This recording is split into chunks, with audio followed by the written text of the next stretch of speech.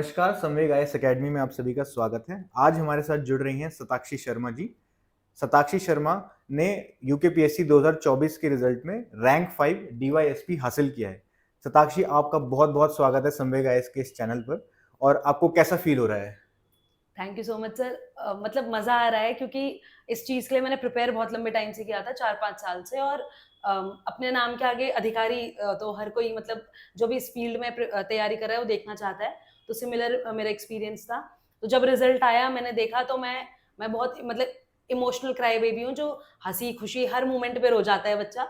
तो मैं जब से मेरा रिज़ल्ट आया मुझे लगता है मैं एक बूँद भी नहीं रोई होंगी, क्योंकि मैं इस चीज़ को सोक ही नहीं कर पाई। मतलब मुझे था कि प्रिपरेशन अच्छी है तो मे बी इस टाइम रिजल्ट में नाम आ जाएगा, बट इतनी अच्छी रैंक और इतनी अच्छा मतलब पोस्ट मिल जाएगा उसके भगवान चुनेगा, तो ये मुझे बिल्कुल भी एक्सपेक्टेड नहीं था। तो मजा आ रहा है, बिल्कुल, सेलिब्रिटी जैसा फील हो रहा है अभी 4-5 दिन। बहुत अच्छे। सताक्षी जी, मेरा आपसे सवाल है कि सताक्षी शर्मा मतलब आम जनता जानना चाहेगी, मतलब सारे जो भी एस्पिरेंट्स हमें आज देख रहे हैं, वो जानना चाहेंगे कि सताक्षी शर्मा कौन है? क्या उनका बैकग्राउंड रहा है? और एक्चुअल में मतलब एक क्वेश्चन जो मेरे को मतलब लगता है मुझे पूछना चाहिए कि क्या सताक्षी जी का मोटिवेशन था सिविल सर्विसेज को परस्यू करने के लिए? ठीक है सर। मेरा नाम शताक्षी शर्मा है और मैं बापूग्राम ऋषिकेश से उत्तराखंड से ही हूँ। मेरी बेसिक जो स्कूलिंग है और ग्रेजुएशन पोस्ट ग्रेजुएशन सब मेरे शहर से ही हुई है। तो मैं कभी ऋषिकेश से बाहर तो गई नहीं, पर मैंने सभी तैयारी अपने घर से ही करी। और मैं जब मेरा बीएससी कंप्लीट हुआ था 2021, तो 21 से ही मैं इसमें सिविल सर्विसेज के प्रिपरेशन में लग गई थी, खास करके उत्तराखंड पीसीएस के। और मैंने फर्स्ट पीसीएस दिया था और वो मेरा प्रीलिम्स क्लियर हो गया था। वहाँ से ही मैं इस प्रिपरेशन की साइकिल में इन्वॉल्व हो गई थी। और जो मतलब मैंने आईएएस या एडमिनिस्ट्रेशन ये सब नाम बचपन से सुन तो लिए थे, लेकिन कोई मेरे क्लोज़ रिलेटिव में बहुत कोई प्रशासन में नहीं है, तो मैंने इस किसी को बहुत नज़दीक से इसकी तैयारी करते हुए इसके बारे में जानकारी अपने मतलब मुझे बिल्कुल भी नहीं थी। तो कॉलेज के 3rd ईयर में आते-आते मैंने खुद ही इसके बारे में ढूँढा, पता किया। और फिर जब मुझे ये चीज़ बहुत ज़्यादा अट्रैक्ट करने लगी कि यूट्यूब में औरों की वीडियोज़ वगैरह देखी कि कैसे तैयारी करते हैं, क्या बनते हैं, क्या पावर्स हैं और क्या हम लोगों की लाइफ में चेंजेस ला सकते हैं इसके बाद। तो फिर उससे मैं इंस्पायर हुई और फिर मैंने प्रिपरेशन स्टार्ट कर दी। ओके। सताक्षी जी, जैसे आप बता रहे हैं कि आपको कुछ टाइम हो गया था प्रिपरेशन करते हुए, करीब 4 साल आप बता यस। रहे थे। तो इस प्रिपरेशन के दौरान मतलब क्या आपने कोई सेटबैक्स फेस करे? और जैसे आप मतलब प्री में, मेंस में, इंटरव्यू में आपने उन सेटबैक से क्या सीखा और आपने क्या मतलब अपनी स्ट्रैटेजी स्पेसिफिकली प्री के लिए, मेंस के लिए और इंटरव्यू के लिए बनाई? ठीक है सर। तो यही है कि सर बहुत सारे लोग लकी होते हैं जो फर्स्ट टाइम पे ही एग्ज़ाम देते हैं और अटेम्प्ट उनका क्लियर हो जाता है। मैं उनमें से बिल्कुल भी नहीं थी। तो मैंने प्री दिया। जब मैंने लोअर का पहले फर्स्ट प्री दिया था, मैं उस प्री से 0.75 से आउट हो गई थी। फिर मैंने अपर प्री दिया, प्री क्लियर हुआ।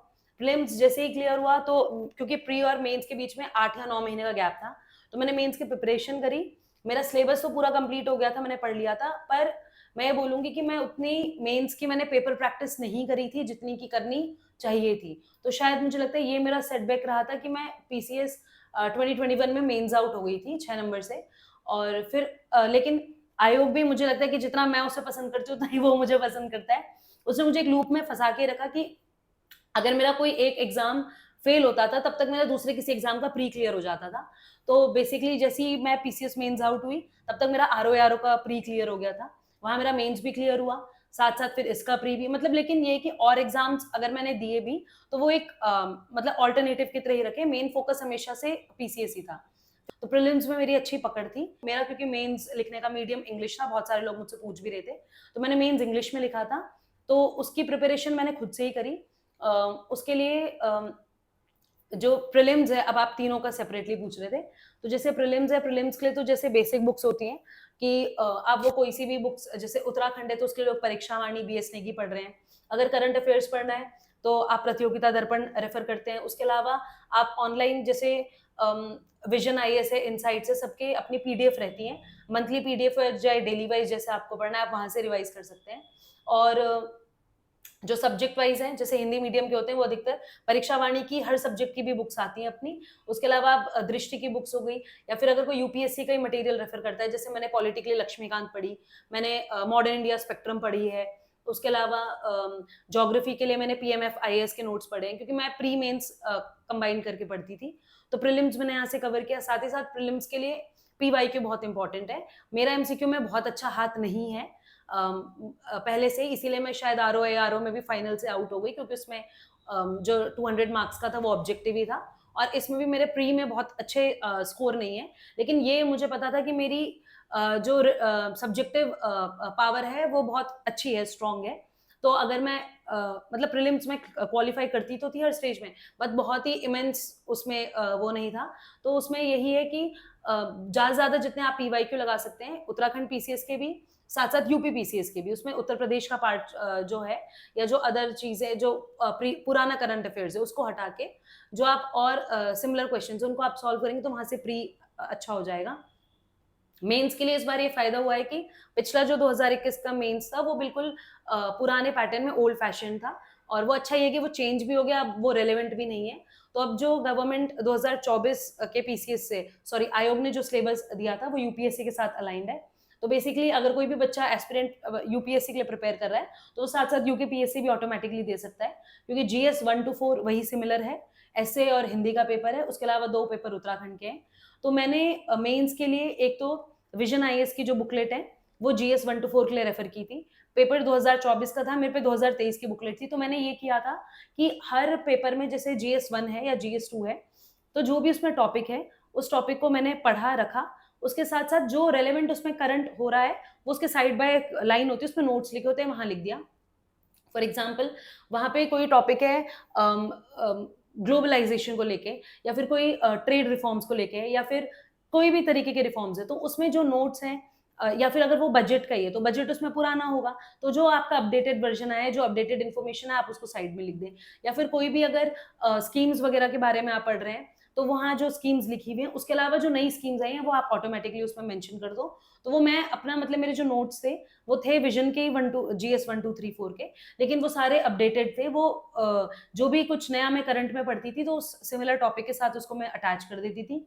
और एसए के लिए मैंने ये कर रखा था, क्योंकि उत्तराखंड में जो एसए आता है पेपर में तो वो 3 टॉपिक अलग अलग दिए रहते हैं, तो मुझे ये बहुत क्लियर था कि मुझे किन किन टॉपिक पे ऐसे लिखना है, मतलब जो ब्रॉड फील्ड है, और उससे रिलेटेड जो उसके छोटे छोटे पार्ट्स है वो मैंने बना रखे थे। जैसे कि ऐसे में अगर एक डिजास्टर मैनेजमेंट है तो डिजास्टर के ऊपर ऐसे आना ही आना है उत्तराखंड में, तो जितने भी प्रकार के डिजास्टर होते हैं वो डिजास्टर कैसे हैं, क्या है, तो हर एक उस पर मतलब मैंने बहुत अच्छे से ब्रेनस्टॉर्मिंग करा हुआ था कि मैं क्या क्या उसमें इंक्लूड करूंगी। तो मेरे पास ऐसे कि मेरे पास एक कॉपी भी है, अगर मैं बाद में उसको शेयर कर पाऊँ किसी के भी साथ, तो वो मतलब मैंने उसमें बहुत डिटेल्ड में ऐसे को मेंटेन कर रखा है कि आप कोई भी ऐसे वहां से लिख सकते हैं।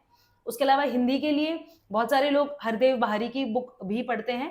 मैंने वो बिल्कुल वो बुक तो नहीं पढ़ी, थोड़ा बहुत मैंने उसे रेफर किया, बट मेरे लिए जो मेन कोर था वो सिलेबस था। मतलब मैंने वो सिलेबस प्रिंट करके अपने पास रख रखा था, और वो सिलेबस मैंने इतनी बार देख लिया था कि वो सिलेबस मुझे ऑलमोस्ट याद था, ऐसे से लेकर लास्ट तक जितना भी सिलेबस है 18-20 पेज का। तो हिंदी में जो भी टॉपिक थे, जहाँ-जहाँ से भी वो मुझे मिलते थे, वो मैं नोट मेरे पास अपने मटेरियल था। साथ ही साथ इसमें जो राइटिंग का पोर्शन होता है, जिसमें आपका लेटर राइटिंग आती है, चाहे वो शासकीय पत्र है, अशासकीय पत्र है, विज्ञप्ति है, जो भी चीज़ें, उनका फॉर्मेट जो है, उसकी बार-बार प्रैक्टिस करके एक तैयार करके अपने पास रख रखा था कि यहाँ से मैं उनको प्रिपेयर कर लेती थी। और फिर मेन जो इसमें है, क्योंकि उत्तराखंड है, उत्तराखंड के लिए हिंदी मीडियम के लिए तो है मटेरियल ऑलमोस्ट, मैंने मेंस इंग्लिश में लिखा था, तो मैंने क्या कर रखा था कि मैंने परीक्षा वाणी और बीएसए की बहुत बार पढ़ी है, कम से कम 20-25 बार मैं पढ़ चुकी होंगी, क्योंकि उसके मैं 3-4 वर्जन देख चुकी हूँ जो परीक्षा वाणी के भी आए हैं 21 से 25 तक। तो वो मैंने बुक अच्छे से पढ़ रखी थी, सिलेबस मेरे पास था। तो उसके अलावा अजय रावत सर की बुक है, वो बुक मैंने एज अ बुक तो पढ़ी है, पर मैं उसे कभी नोट्स प्रिपेयर नहीं करे। मैंने उत्तराखंड ओपन यूनिवर्सिटी है, उन्होंने बीए में उत्तराखंड का मटेरियल लगा रखा है, तो वो मैंने बुक अपने पास रख रखी थी। उस बुक से, परीक्षा वाणी से और बीएस नेगी से, क्योंकि बीएस नेगी भी ऑलमोस्ट अजय रावत ही है, उसके इंपॉर्टेंट पॉइंट ही है। उन तीनों से मैंने हर एक टॉपिक के अपने नोट्स खुद बना रखे थे। वो इन फ्यूचर में भी अगर मैं उसे पब्लिश कर सकूं या शेयर कर सकूं तो मैं उसकी कोशिश करूंगी।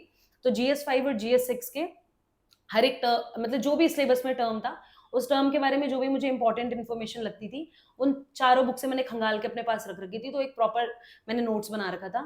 और मेंस में मैं सबसे इंपॉर्टेंट जो ये बोलूंगी, जो भी मेंस की तैयारी कर रहे हैं, कि इन्फॉर्मेशन सबके पास है, बहुत सारा इन्फॉर्मेशन है, डेटा है, लेकिन सबसे इंपॉर्टेंट ये होता है कि आपको हर एक क्वेश्चन के लिए मिनिमम मुझे लगता है 7 से 8 मिनट लगते हैं, मिलते हैं एक क्वेश्चन को सॉल्व करने के लिए, तो उसी 7-8 मिनट में आपको उस क्वेश्चन को, उसकी ब्रेनस्टॉर्मिंग भी करनी है, उस क्वेश्चन का स्ट्रक्चर भी तैयार करना है, आपको उसमें क्या-क्या इंक्लूड करना है क्वेश्चन से और क्या-क्या हटाना है, और राइटिंग, ये सारी चीज़ें आपको मेंटेन करनी होती हैं। तो उसके लिए आपकी ब्रेनस्टॉर्मिंग बहुत ज़्यादा इंपॉर्टेंट है, कि अगर आप कोई भी एक टर्म देखते हैं तो आपका दिमाग हमेशा ब्रेनस्टॉर्मिंग मोड में होना चाहिए, कि आपने कोई वर्ड देखा, उस वर्ड से रिलेटेड आपके माइंड में कम से कम 50-100 थॉट्स कंटिन्यू आते रहें, कि अगर आप कोई भी वर्ड, अगर आप उत्तराखंड के टेम्पल्स पढ़ रहे, वर्ड देखा आपने, तो वर्ड को देखते ही आपका माइंड ब्रेनस्टॉर्मिंग मोड में चला जाए, तो वो मेंस के लिए बहुत बेनिफिट करता है। और उससे ज़्यादा इंपॉर्टेंट है मेंस के लिए सिमिलर, कि आप पीवाईक्यू प्रैक्टिस बहुत ज़्यादा करें, क्योंकि पैटर्न चेंज हो गया था, तो उत्तराखंड के प्रीवियस पेपर मैंने वो क्वेश्चन सॉल्व तो करे, पर वो उतने इंपॉर्टेंट नहीं थे। मैंने यूपीपीसीएस के पिछले 5 साल के पेपर सॉल्व करे थे, मतलब पिछले 5 बार के जो प्रीवियस मेंस के पेपर थे। यूपीएससी के भी पिछले सिमिलर 5 इयर्स के पेपर, आई थिंक 2019 तक के पेपर मैंने सॉल्व करे थे, और उत्तराखंड के भी मैंने पेपर सिमिलरली सॉल्व करे। तो मैं कम से कम 60 से 70 मैंने मेंस पेपर जो हैं वो लिखे होंगे, तो उससे मेरे को ये बेनिफिट हुआ। दूसरा एक चीज़ ये हुई कि मैंने सर का संवेग और एक और कोचिंग है, वहाँ के मैंने जॉइन करने की कोशिश की थी मेंस का जो बैच है, लेकिन सर का बैच पहले स्टार्ट हो गया था। तो जब तक, क्योंकि मैं आरओ भी मेंस दे रही थी और ये भी, तो मैं आरओ पे फोकस था, तो मैंने मेंस जॉइन नहीं किया, और जब तक मैं इसकी आंसर राइटिंग के लिए आई तो यहाँ बैच क्लोज हो गया था। तो अनफॉर्चुनेटली मेरी कॉपी चेक नहीं हो पाई, तो मैंने अपनी कॉपी खुद ही चेक करी है, और मुझे उसका ये बेनिफिट ये हुआ कि मैं हर एक जब पेपर सॉल्व करती थी, उसके बाद मैं उसको खुद ही एनालाइज करती थी। टाइम टेकिंग था, टाइम जाता था, पर जब मैंने हर एक चीज़ एनालाइज़ करी तो मैंने देखा कि मैं कहाँ कमी कर रही हूँ, किस तरीके से लिख रही हूँ और क्या-क्या पॉइंट मैं इंक्लूड कर सकती हूँ। तो एक सेल्फ एनालिसिस, क्योंकि पेपर सॉल्व करना ही बहुत ज़रूरी नहीं है, उसका एनालिसिस ज़्यादा इम्पोर्टेंट है। तो इसीलिए कोई भी अगर कोचिंग इंस्टीट्यूट के मॉक पेपर है, वो जॉइन करना ज़रूरी है, कि कोई भी आप अगर वहाँ से नहीं तो आप खुद एनालाइज़ करें, पर सिर्फ टेस्ट देना इम्पोर्टेंट नहीं, उस टेस्ट का एनालिसिस इम्पोर्टेंट है, क्योंकि वहीं से आप सीखेंगे। फिर इस तरीके से मैंने मेंस प्रिपेयर किया था, और मेंस में आप साथ ही साथ जब आप आंसर राइटिंग कर रहे हैं, तो आपका आंसर हमेशा, जहाँ आप जिस भी सीट में पेपर देने बैठे, आपके आगे वाले और आपके पीछे वाले से आपकी कॉपी एकदम हमेशा अलग होनी चाहिए। तो मैं ये पॉइंट को ध्यान में रखते हुए कोशिश करती थी कि अगर जैसे ज्योग्राफी का पेपर है या फिर एथिक्स का पेपर है, तो मैं वहाँ पे डायग्राम को इंक्लूड करूँ। जैसे एथिक्स है तो उसमें फ्लो चार्ट मेरे मोस्टली आंसर्स में रहें। उसके अलावा जैसे अगर इकोनॉमी है तो मेरे पास रिपोर्ट के नाम होने चाहिए, जैसे के संथानम रिपोर्ट, शांता कुमार, कुछ भी। तो अब तो मुझे एकदम एग्जैक्ट याद नहीं है, बट उस टाइम जितनी रिपोर्ट्स मुझे याद थी हर टॉपिक से रिलेटेड, तो वो मेंशन करनी है। पॉलिटी है तो आप बजट का डेटा, जितने आपके पास लेटेस्ट डेटा है, सेंसस है, सेंसस तो खैर पुराना हो गया, और भी जो डेटा आते हैं, तो हेल्थ सर्वे के डेटा हैं, तो आप उनको हर डेटा को उसमें क्या करें, मेंशन करें। उसके अलावा जैसे इकोनॉमी है, तो वहाँ पे आप ग्राफ्स का यूज़ कर सकते हैं, और मैं आंसर राइटिंग का पैटर्न को भी अलग-अलग रखती थी। जैसे कि अगर कोई एक आंसर है, वो मैंने पॉइंट्स में लिखा है, तो दूसरे आंसर को मैं कॉलम बना के या तीसरे आंसर को डिफरेंस करके, तो हर एक आंसर भी सिमिलर नहीं लगना चाहिए, उन आंसर में भी क्या रहे, थोड़ी वैरायटी रहे। तो ये मेरी कोशिश रहती थी, और एक स्पीड बहुत इंपॉर्टेंट है। मुझे लगा है कि मेरा सिलेक्शन का जो 50% कंट्रीब्यूशन है, वो मेरी राइटिंग और स्पीड को है। राइटिंग में तो मेरी मम्मी की मेहनत है, मेरी कुछ नहीं है। बचपन से मेरे बहुत हाथ तोड़े गए, तो मेरी राइटिंग फॉर्च्यूनेटली बहुत अच्छी है। लेकिन राइटिंग के साथ-साथ स्पीड भी मेरी काफ़ी मेंटेन थी, तो मेरा कभी, मुझे ऐसा लगता है कि हमेशा पेपर से 5-7 मिनट पहले मेरा पेपर हो जाता था। और अब ये सारी चीज़ें कोई गॉड गिफ्ट नहीं है, ये हमेशा प्रैक्टिस से आती हैं। मेरी राइटिंग की प्रैक्टिस बचपन में हो गई, जिसकी नहीं है वो अभी कर सकता है, लेकिन वो प्रैक्टिस ही है, प्रैक्टिस मेक्स मैन परफेक्ट, तो वही वाली चीज़ है। और दूसरी चीज़ मैं ये कहना चाहूँगी कि जब मेरा सिलेक्शन नहीं हुआ, या जब मैंने पहला प्री दिया था, तो मुझे भी लगा था कि, क्योंकि सबका दिमाग प्रोक्रास्टिनेशन करता है, तो मुझे लगा था कि अगली एसडीएम अब मैं ही बन रही हूँ, तो वो हर किसी के साथ होता है, और फिर जब फेलियर लगता है, तो वो बहुत ही बुरा सेटबैक देता है। तो मैं इसमें एक चीज़ कहना चाहूँगी कि अगर आपको फैमिली सपोर्ट बहुत अच्छा है, तो आप इसकी, या अपने आप घर में छोटे हैं, आपके बड़े भाई-बहन हैं, वो कमाते हैं, तो आप इसमें खाली होके झुक जाएँ इस एग्ज़ाम में। लेकिन अगर ऐसा नहीं है, तो मैं ये बोलूँगी कि ऐसे, मतलब आपके पास एक अल्टरनेट ऑप्शन होना बहुत ज़रूरी है, क्योंकि financial crisis, health crisis, family का इश्यू कभी भी आ सकता है, और जब घर में किसी बहुत क्लोज़ वन की तबीयत खराब होती है, आपके पास पैसे नहीं होते, तब आपको ये तैयारी बहुत बहुत चुभती है कि मैं कैसे बेरोज़गार की तरह इसमें इन्वॉल्व्ड हूँ, कि मैं किसी की, अपने माँ-बाप की मदद भी नहीं कर पा रही हूँ। तो मतलब मुझे इसी कारण शायद मैंने मेंस देते ही मेरा नाम डीएलएड में बड़कोट में आ गया था, डाइट बड़कोट में। तो मैंने वहाँ ट्रेनिंग जॉइन कर ली थी कि ये प्रोसेस, क्योंकि ये अब जो सक्सेस है बहुत अच्छी लग रही है, लेकिन एग्ज़ाम बहुत अनप्रेडिक्टेबल है, और यूपीएससी के लिए तो मैराथन बोलते होंगे, तो लेकिन उत्तराखंड पीसीएस तो मैराथन से भी लंबा है। जो भी है प्रोसेस ऐसा ही है, मतलब रियलिटी चेक सबको है। तो इसके लिए ये है कि अगर आपके पास फाइनेंशियल सपोर्ट नहीं है तो आपको एक ऑल्टरनेटिव हमेशा रखना चाहिए। आप इसमें अगर एकदम बिना किसी सपोर्ट सिस्टम के कूद जाएंगे तो बहुत ट्रॉमेटाइजिंग भी होता है ये फेलियर के टाइम पे। और दूसरी चीज ये कि मैं यही बोलूंगी, जो मैंने 2-3 बार बोला भी, कि भगवान के घर में देर है अंधेर नहीं। तो टाइम लगता है, लेकिन अगर आप अपना फुल पोटेंशियल देंगे, क्योंकि जब मैंने पीसीएस 2021 दिया तो एग्जाम देने के बाद मुझे लगा था कि अभी शताक्षी से थोड़ा बहुत और निचोड़ा जा सकता है, कि मतलब मैंने जैसे बोला, मैंने उतनी पेपर प्रैक्टिस नहीं करी, तो मुझे ऐसा लगता था कि थोड़ी बहुत कमी है जिसमें हो सकता था। लेकिन इस वाले पीसीएस में मैं अपना मैक्सिमम पोटेंशियल दे चुकी थी। तो ये था मुझे कि अब तो मतलब फीलिंग थी, अंदर से गट फीलिंग थी। ये तो नहीं पता था कि कौन सी रैंक आएगी, पर ये था कि सिलेक्शन हो जाएगा, क्योंकि अब की बार अपना मैक्सिमम दे दिया है। तो आप अपना मैक्सिमम दें, कंसिस्टेंट रहें। A world is full of distractions. अब जैसे सोशल मीडिया का वर्ल्ड है, तो वही मैं बोल रही हूँ कि एग्जाम बहुत अनप्रिडिक्टेबल है, लेकिन दुनिया इतनी डिस्ट्रैक्टेड है कि इतने डिस्ट्रैक्टेड लोगों के बीच में निकलना बहुत आसान है। अगर आप अपना switch on switch off mode जानते हैं तो बस आप फिर सक्सेस पा लेंगे। बिल्कुल, बहुत अच्छी एडवाइस दी है आपने। बहुत सारा बोल दिया है मैंने, हाँ, पर नहीं, बहुत वो अच्छा बोला। नीडेड था वही।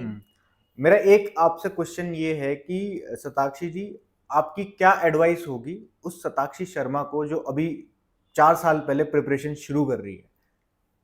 अपने पास्ट सेल्फ को आप क्या क्या एडवाइस देना चाहेंगे? यही सेम जो मैंने बोला कि देर है अंधेर नहीं, तो कंटिन्यू लगे रहें। साथ ही साथ बस मतलब मेहनत करते रहें, अपने पे भरोसा रखें, और फेलियर आएगा तो उसको फेस करना भी बहुत ज़रूरी है, क्योंकि उसी फेलियर तो मैं नहीं बोलूँगी, लेकिन जो भी सेटबैक है, जिससे मतलब उसी से आप अपनी कमी ढूँढें और फिर आगे बढ़ें। क्योंकि अगर आप अपना मैक्सिमम देंगे, तो कुछ ऊपर-नीचे हो सकता है, लेकिन कोई आपको बाहर नहीं निकाल सकता, अगर आपकी हार्ड वर्क, मेहनत बहुत अच्छी है तो।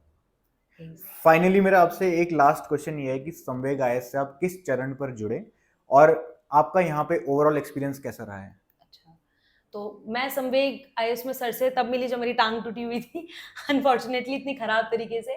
पर क्योंकि मेंस के बाद मैं मेंस में मैं जॉइन नहीं कर पाई बैच, क्योंकि सर का बैच क्लोज हो गया था। जैसे ही इंटरव्यू का टाइम आया, उससे पहले मेरा एक्सीडेंट हो गया था। तो मैं यहाँ अपनी बुआ के यहाँ देहरादून में ही बेड रेस्ट पे ही थी। तो जब इंटरव्यू का टाइम था, उससे पहले जब सर ने शेड्यूल निकाला अपना, तो उसको ज्वाइन करने के लिए मैंने सर के साथ मैं जुड़ गई थी। और सर ने मुझे काफ़ी अच्छे से इंटरव्यू के लिए डायरेक्ट भी किया। मैं 2 बार यहाँ पे इंटरव्यू देने आई, और जब मैंने फर्स्ट टाइम का इंटरव्यू दिया था और सेकंड टाइम का इंटरव्यू, उन दोनों ही वीडियोज़ में मैं खुद बहुत डिफरेंस देखती हूँ। क्योंकि इंटरव्यू मतलब कॉन्फिडेंस मुझे पता था कि था मेरे अंदर बोलने का, लेकिन किस तरीके से क्वेश्चंस को लेना है, उनको एनालाइज करना है, कितने तक आंसर देना और कितने आंसर नहीं देने, तो ये चीज़ सर ने मुझे अच्छे से समझाई थी। और क्योंकि मेरा एमएससी फिजिक्स था, और वो भी मुझे एक बर्डन ही लगता था कि मैंने ये कैसी एमएससी कर ली है कि इसके अलावा मुझे ये भी प्रिपेयर करना पड़ेगा। तो लेकिन सर ने जिस तरीके से मुझे डायरेक्ट किया, तो मेरे इंटरव्यू में 105 मार्क्स आए 150 में से। तो वो मुझे लगता है कि मुझे यहाँ से काफ़ी बेनिफिशियल हुआ, वो मेरा आउटकम वहाँ देखने को मिला। शताक्षी जी, आपका बहुत बहुत धन्यवाद। आप हमसे जुड़ी और आपने हमें समय दिया, और मैं आपको आपके भविष्य के लिए बहुत बहुत बधाइयाँ देना चाहता हूँ और शुभकामनाएं हमारी आपके साथ रहेंगी। धन्यवाद आपका। Thank you so much sir.